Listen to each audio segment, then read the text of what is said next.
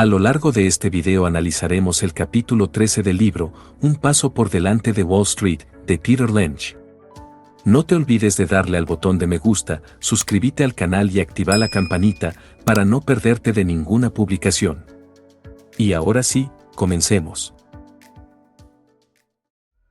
Peter Lynch. Un paso por delante de Wall Street.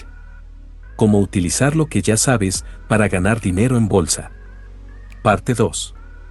Escoger a las ganadoras. Capítulo 13. Algunos números claves.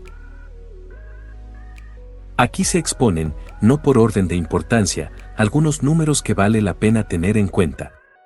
El porcentaje de ventas de un producto.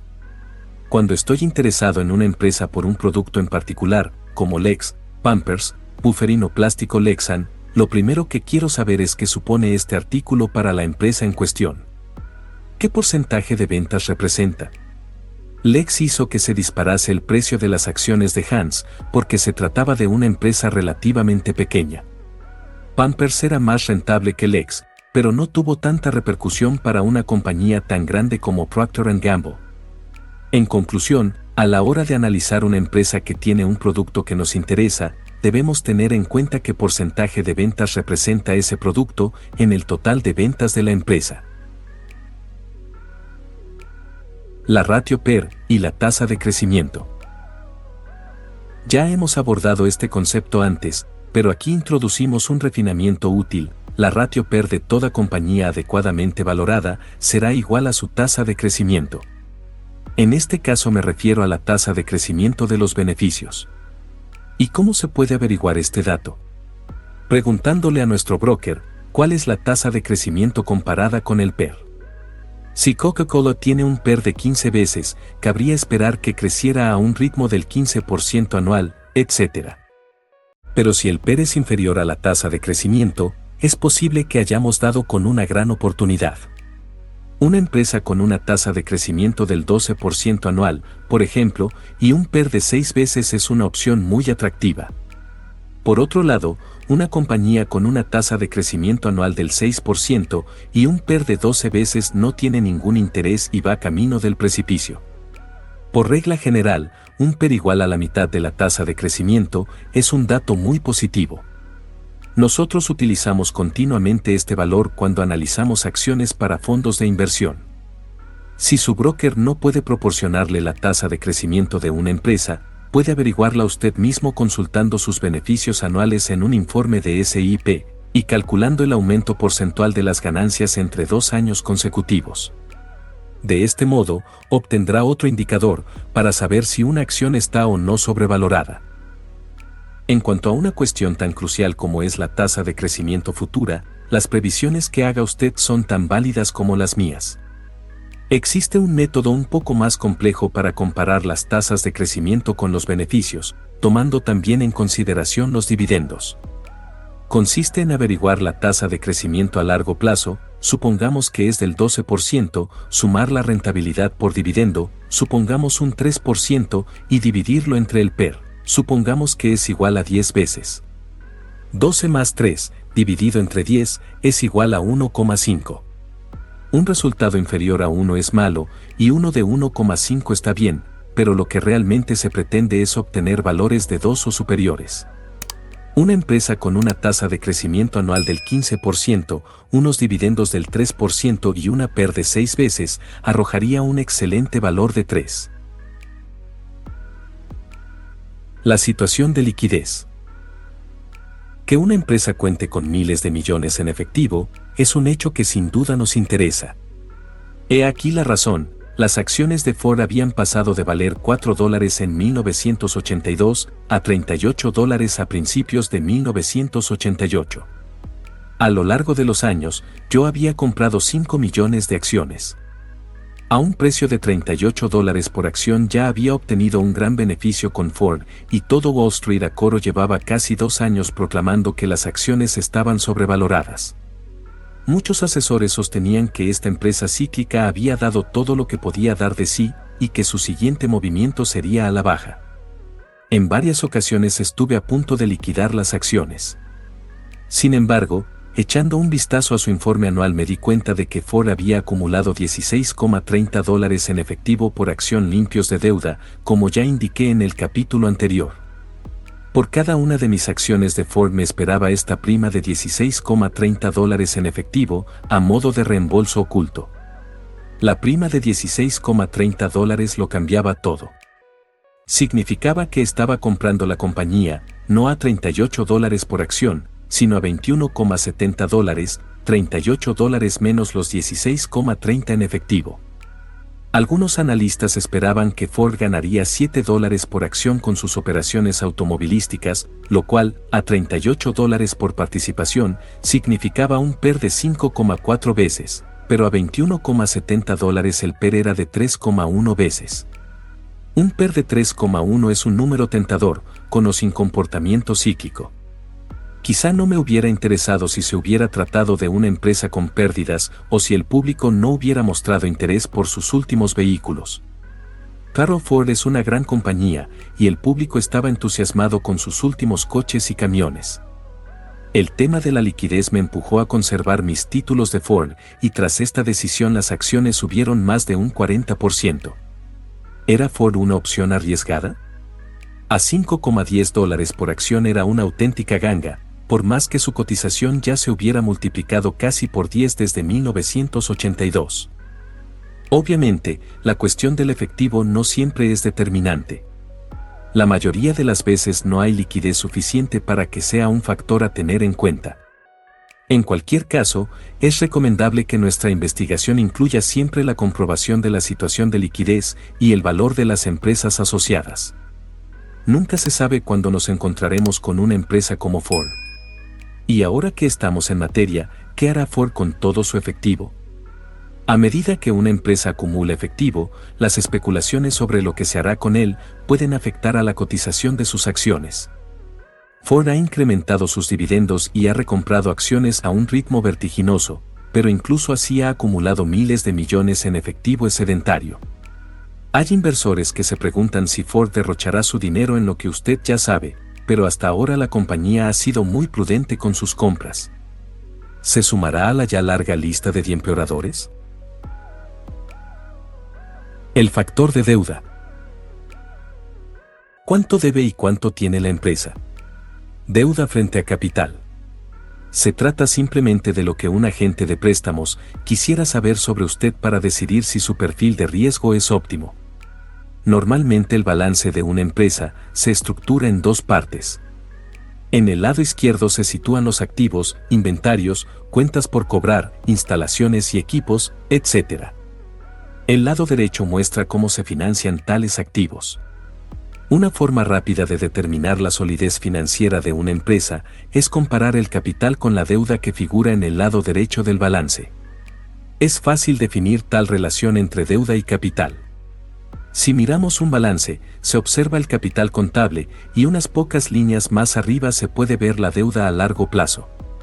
También existe deuda a corto plazo, pero, tal como ya expliqué, en este tipo de análisis omito esta información.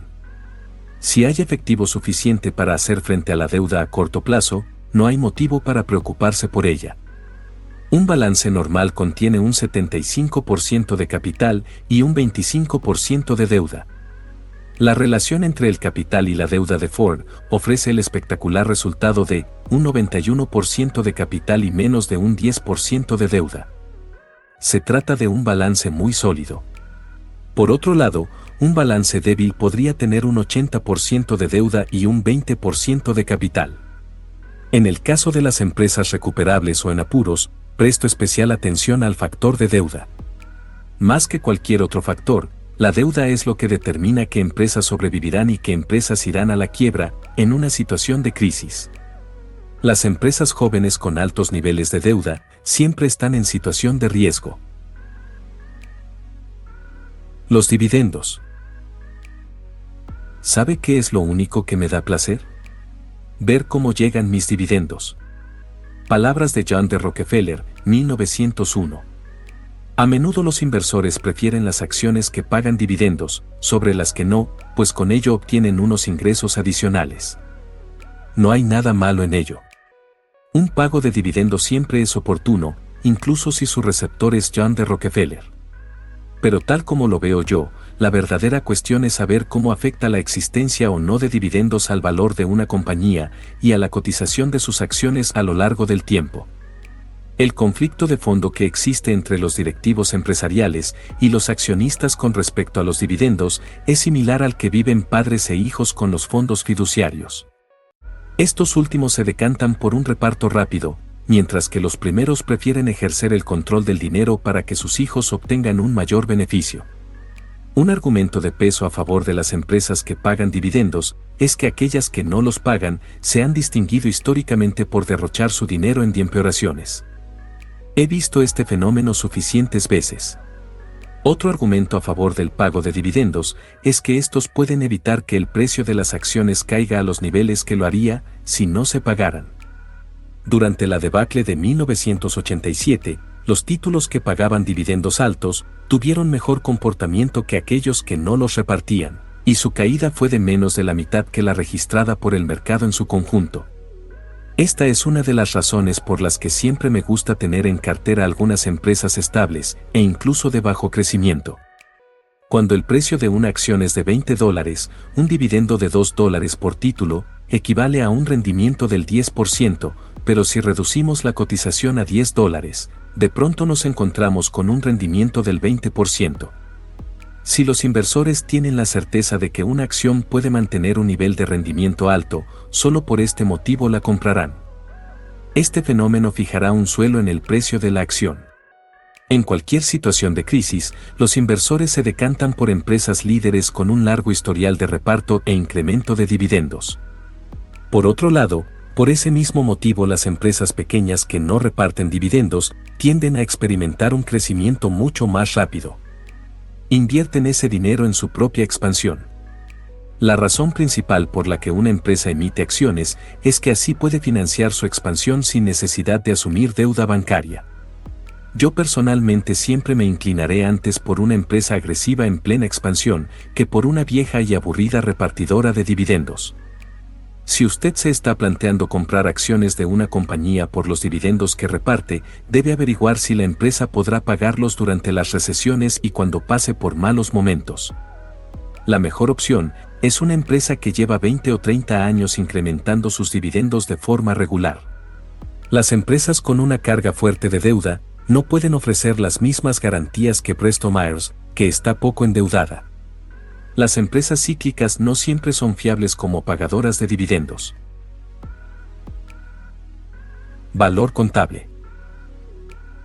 Actualmente se presta mucha atención al valor contable, quizá porque es un dato fácil de localizar. Figura en cualquier tipo de informe. Hay programas informáticos muy conocidos que indican al instante cuántos títulos cotizan por debajo de su valor contable.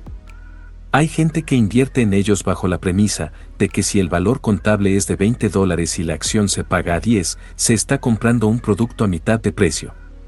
El problema es que a menudo el valor contable tiene poco que ver con el valor real de una empresa. Con frecuencia se sitúa por encima o por debajo del valor real por un margen amplio. Una empresa textil puede tener un almacén lleno de telas que nadie quiere, pero que computan en los balances a $4 por metro. La realidad es que no pueden deshacerse de ese material ni por 10 centavos. Aquí nos encontramos con otra regla no escrita: cuanto más cerca se está del producto acabado, menos predecible resulta su valor de reventa. Se conoce el precio del algodón, pero ¿quién puede saber con certeza el precio de una camiseta de algodón de color naranja? Se sabe cuánto se puede obtener de una barra de metal, pero ¿cuánto vale transformada en una lámpara de pie? Fijémonos en lo que ocurrió hace algunos años cuando Warren Buffett, el inversor con más experiencia, decidió cerrar la fábrica textil de New Bedford, que era una de sus primeras adquisiciones. Los directivos de la compañía esperaban ganar algo con la venta de la maquinaria textil, cuyo valor contable era de $866,000. Pero en una subasta pública, unos telares que apenas unos años antes habían sido comprados por $5,000 cada uno, fueron vendidos por $26, menos de lo que costaba llevárselos de allí. Un valor contable de $866,000 se tradujo en una entrada real de efectivo de solo $163,000. Los activos sobrevalorados en el lado izquierdo del balance son especialmente peligrosos, cuando en el lado derecho hay mucha deuda. Pongamos que el balance de una empresa refleja 400 millones de dólares en activos y 300 millones de deuda, de lo que resulta un saldo contable positivo de 100 millones. Se sabe que el valor de la deuda es real. Pero si los activos valorados en 400 millones de dólares solo reportan 200 millones en una venta por liquidación, el valor contable real es de menos 100 millones. La compañía no tiene ningún valor. Al comprar acciones sobre la base del valor contable de una empresa, hay que disponer de una comprensión detallada de en qué consisten realmente esos valores. Por ejemplo, en Tanzantro se computaban como activos túneles entre montañas y vagones de ferrocarril inservibles. Más activos ocultos. Tan habitual es que los balances sobrevaloren una empresa, como que la infravaloren. Cuando eso ocurre se pueden obtener resultados estupendos con los activos ocultos. Las compañías poseedoras de recursos naturales, como terrenos, madera, petróleo o metales preciosos, solo trasladan una fracción del valor real de esos activos a su balance. Por ejemplo, en 1987, Handy & Harman, un fabricante de productos elaborados con metales preciosos, tenía un valor contable de $7,83 por acción, que incluía unos inventarios bastante grandes de oro, plata y platino. Pero tales inventarios se habían registrado en la contabilidad al precio original que había pagado Handy & Harman por esos metales, lo cual podía haber sucedido 30 años atrás. Según los precios vigentes, $6,40 la onza de plata y $415 la de oro, estos metales tienen un valor de más de $19 por acción. Teniendo en cuenta que las acciones de Handy & Harman cotizan a unos $17, por debajo de lo que valían esos metales por sí solos, ¿sería una buena inversión de activo oculto? Nuestro amigo Warren Buffett así lo creyó.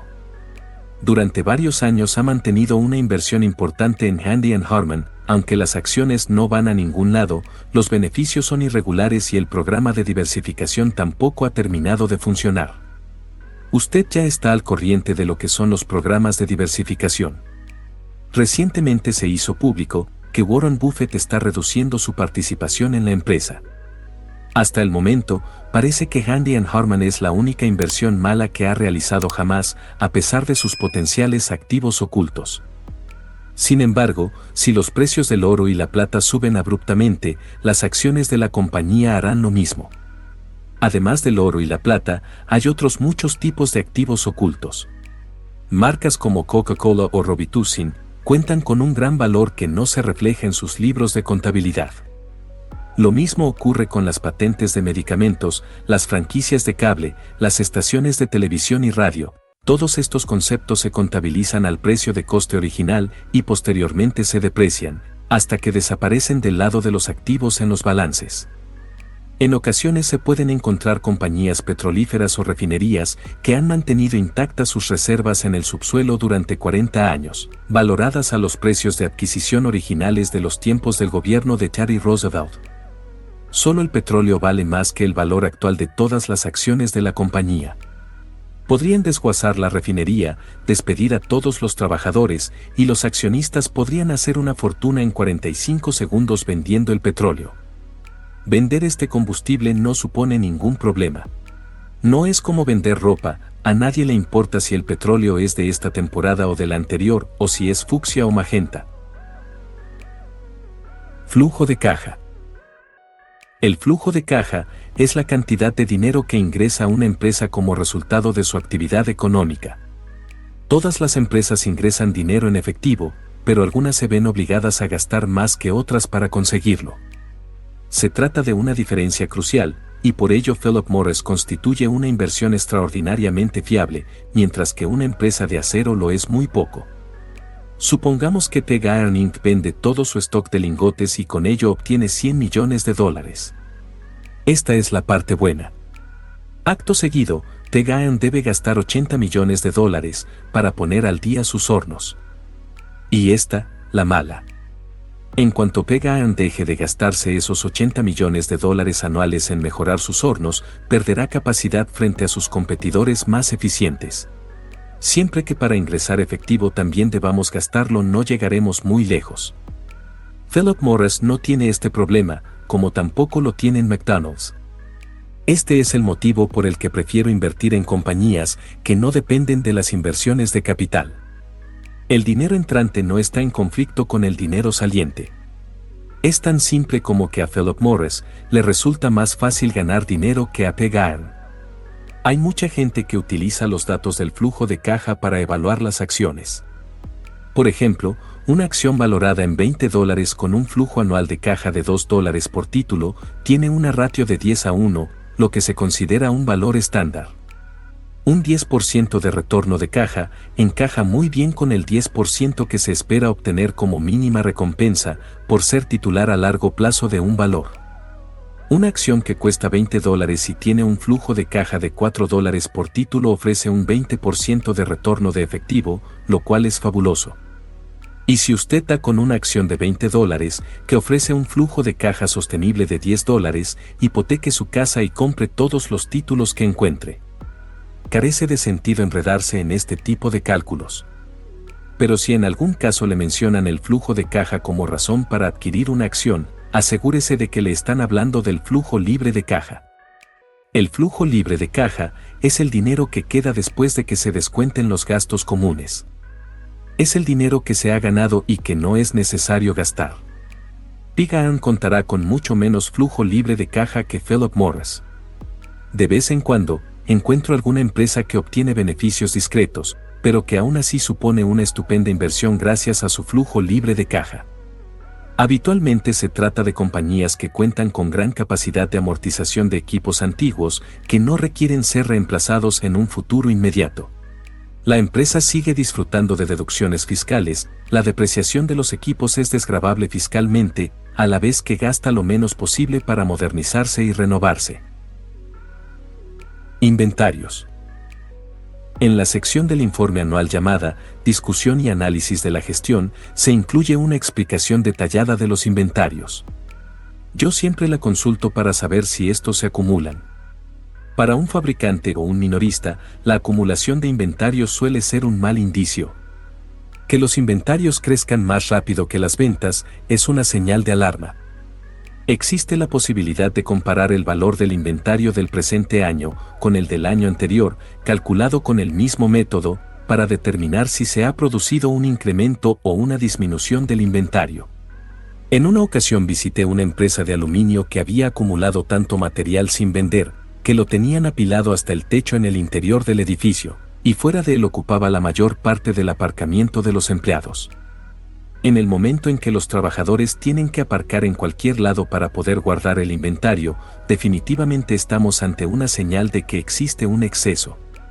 Una empresa puede presumir de que sus ventas han crecido un 10%, pero si el inventario se incrementa un 30% debemos decirnos, espera un momento. Quizá deberían haber rebajado el precio de este material y habérselo sacado de encima. Dado que no lo han hecho, el año que viene podrían tener un problema y otro mayor al año siguiente. Su nueva producción deberá competir con la antigua y el inventario aumentará todavía más hasta que se vean obligados a rebajar los precios, lo que significa menos beneficios. Para una empresa automovilística la acumulación de inventarios no resulta tan preocupante, ya que un coche nuevo siempre tiene algún valor y el fabricante nunca se ve obligado a rebajar mucho su precio para venderlo. Un Jaguar de $35,000 no se rebajará hasta $3,500. Sin embargo, podría ser que una minifalda púrpura pasada de moda de $300 no se lograra vender por $3. En el otro extremo, si una compañía ha pasado por una época mala, y su inventario empieza a agotarse, estamos ante la primera señal de que las cosas han empezado a cambiar.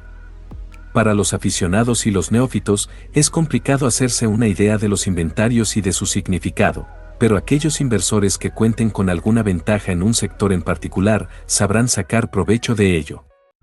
Al día de hoy, las empresas están obligadas a publicar sus balances en sus informes trimestrales para los accionistas, de modo que se puede hacer un seguimiento periódico de los datos del inventario. Planes de pensiones. Dado que muchas empresas recompensan a sus empleados con opciones sobre acciones y planes de pensiones, los inversores harían bien en tener en cuenta sus consecuencias. Las empresas no están obligadas a ofrecer planes de pensiones, pero si lo hacen deben cumplir con las normas federales.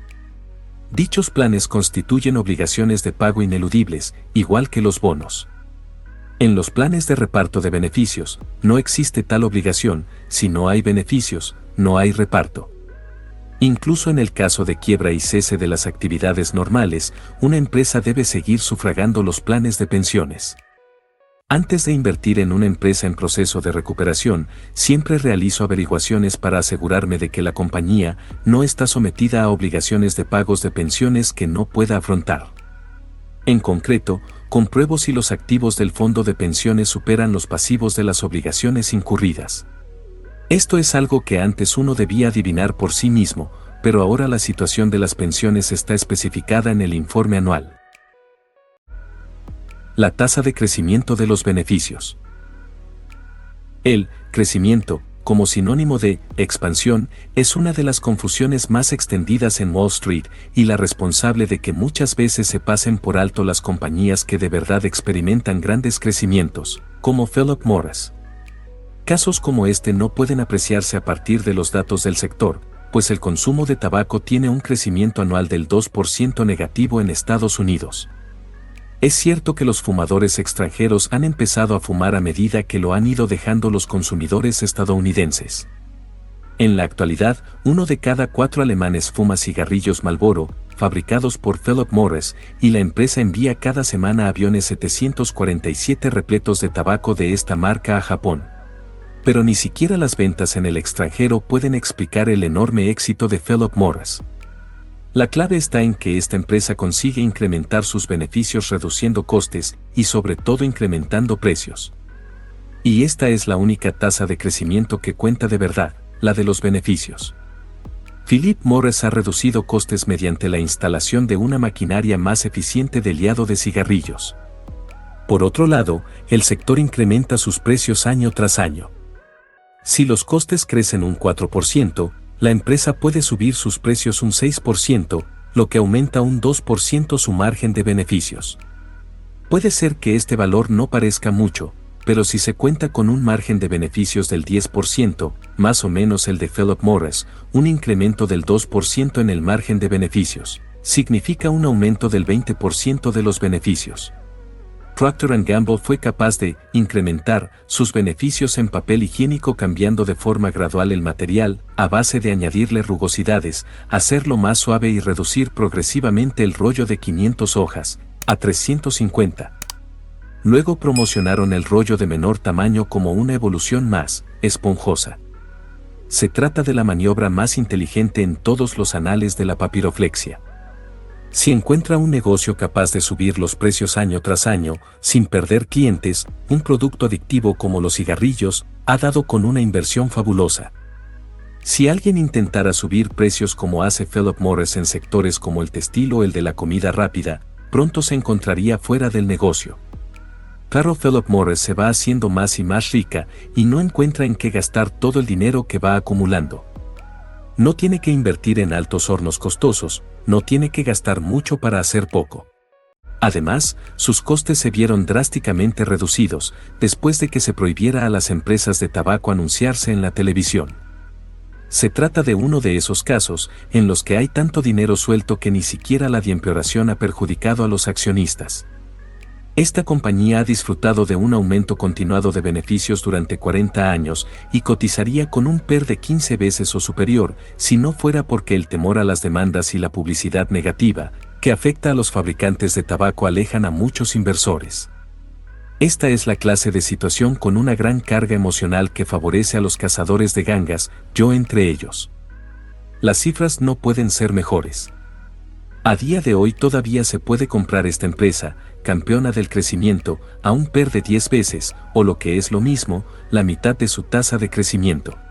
Otro apunte más sobre la tasa de crecimiento, en igualdad de condiciones, una empresa que crece al 20% y que cotiza a 20 veces sus beneficios, esto es, con un PER de 20 veces, supone una compra mucho mejor que otra compañía que crece al 10% y que cuesta 10 veces sus beneficios, con un PER de 10 veces.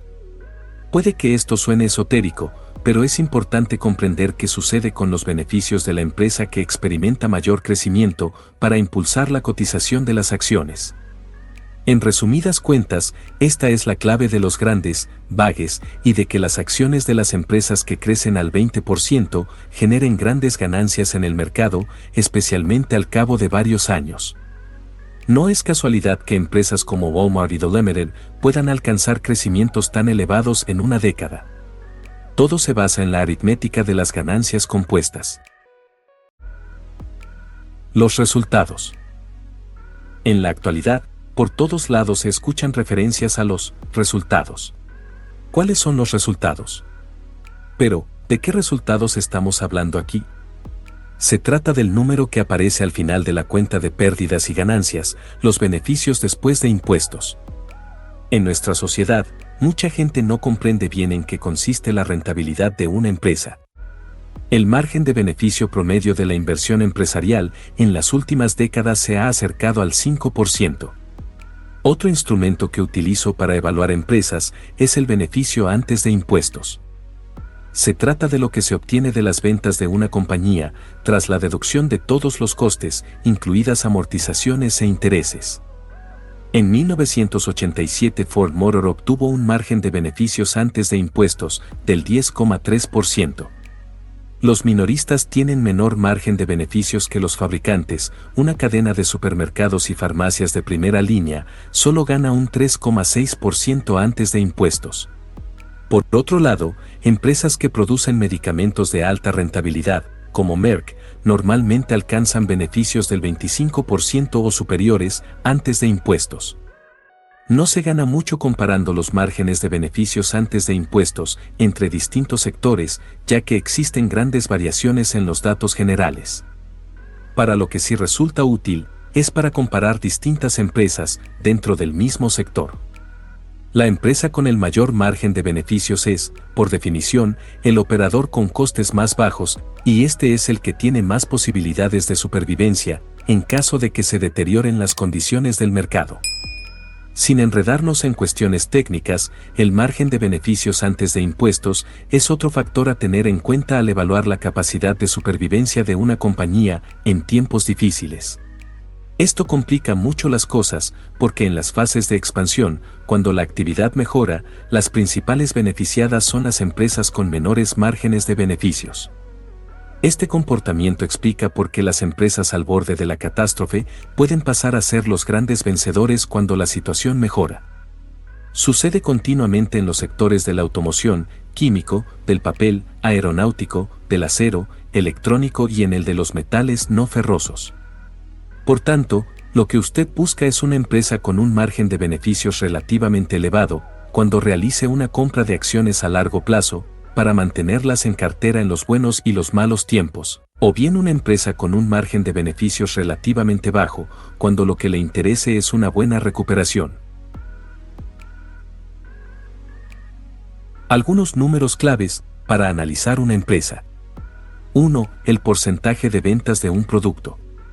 2. La ratio PER y la tasa de crecimiento. 3. La situación de liquidez. 4. El factor de deuda. 5. Los dividendos. 6. El valor contable. 7. Flujo de caja. 8. Inventarios. 9. Planes de pensiones. 10. La tasa de crecimiento de los beneficios. 11. Los resultados. Si te gustó el contenido del video, no te olvides de darle al botón de me gusta, suscríbete al canal y activa la campanita para no perderte de ninguna publicación. Déjame saber en la caja de comentarios qué te pareció el video, si te quedó alguna duda o de qué te gustaría aprender. Muchas gracias y nos vemos en un próximo video.